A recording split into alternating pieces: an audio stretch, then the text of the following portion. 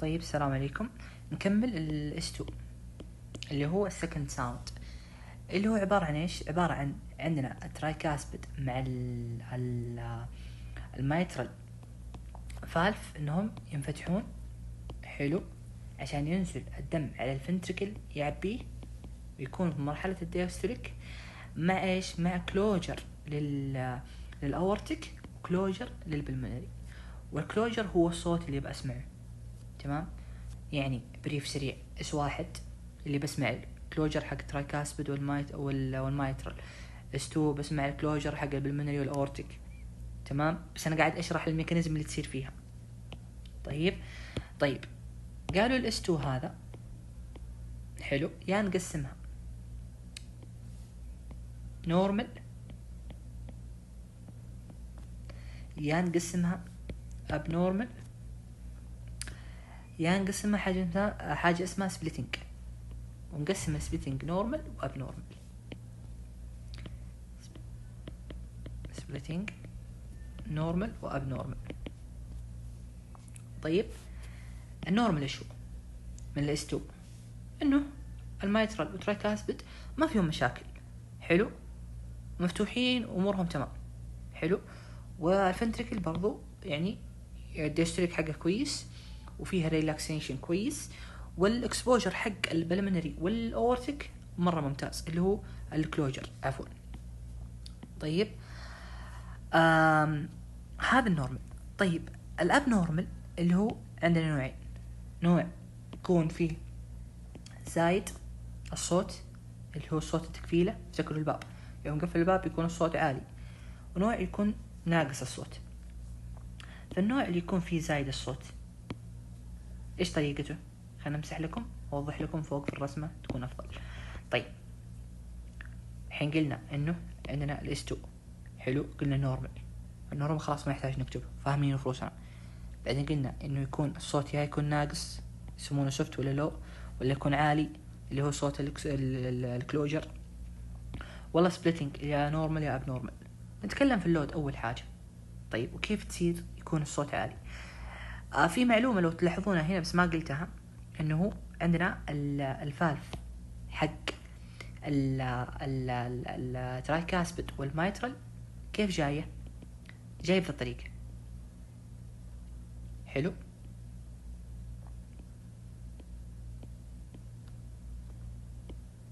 طيب والفالف هنا في الاورتيك جاية بطريقة 7، تمام؟ فكيف ايش اقصد انا من كلامي هنا؟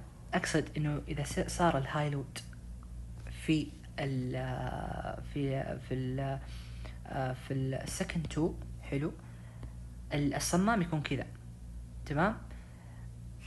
فاذا جاء ضغط عليه يقفل، والتكفيلة هذه بيصير صوتها قوي، حلو، يقفل من فوق كان طبقنا شيء على بعض، تمام؟ يعني كان طبقناها كذا، تمام؟ فكيف يكون الصوت عالي في السي 2؟ قالوا اذا كان عندنا في الاورتيك اللي هو هذا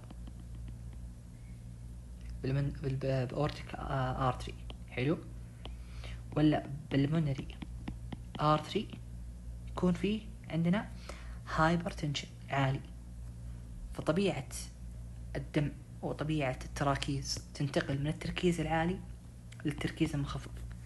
في يوم الدم يكون تركيزه عالي والأورتيك عالي في هايبر تنشن، فبيروح عكس الصمام، تمام؟ فالصمام بيقفل بيسمع الصوت العالي، تمام؟ فإذا راح وكان في هايبر تنشن في البلمونري يسمونه ايش المصطلح هذا؟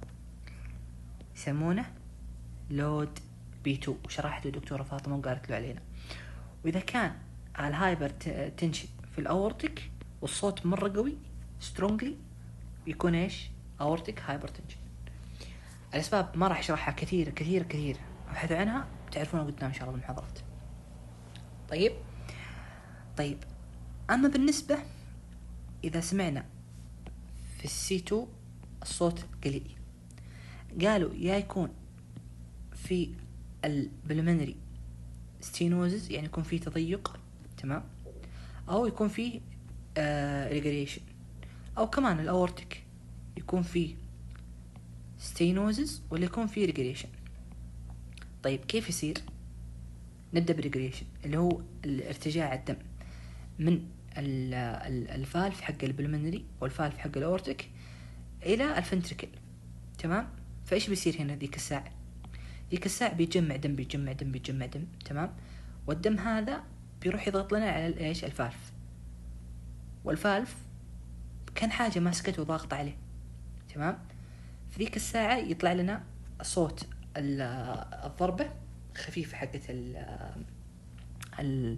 حقت الفالف، فيطلع لنا صوت قليل. البلمنري نفس الفكرة، والأورتيك في الستينوسس.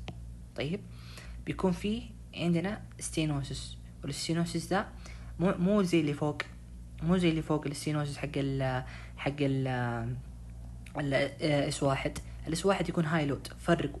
اما هنا الستينوسس بيكون مع اللو في السي 2. يعني الستينوسس في الساوند واحد بيكون هاي. تمام. لكن هنا بيكون لو، وفكرته كلها بسيطة، كلها انه مشكلتها في الدم، في تجمع الدم. فوق يجمع الدم بشكل قليل، تمام، وتحت يجمع الدم بشكل قليل.